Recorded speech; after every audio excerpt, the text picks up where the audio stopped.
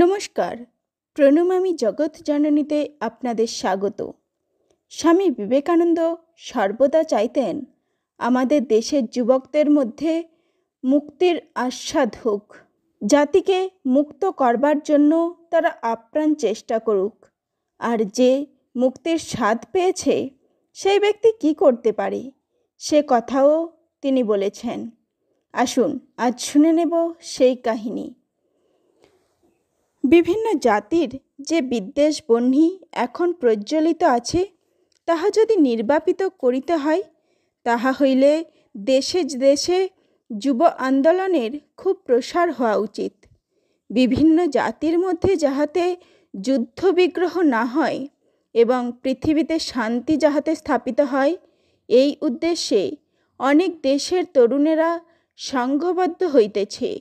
এমন অনেক যুদ্ধ হয় যাহা শুধু কূট চক্রান্তের ফল এবং তাহার দ্বারা কোনো জাতির প্রকৃত কল্যাণ হয় না।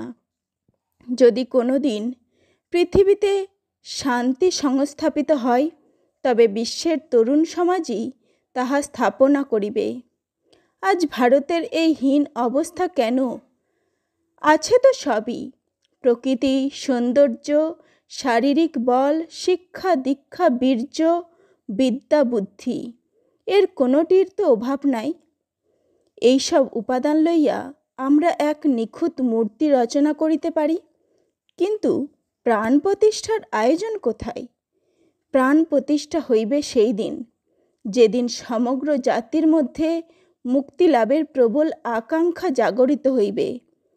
কোথায় সে পুরোহিত যে মৃত সঞ্জীবনী সুধা আহরণ করিয়া মুমূর্ষ জাতির দেহপিঞ্জরের মধ্যে প্রাণ প্রতিষ্ঠা করতে পারে?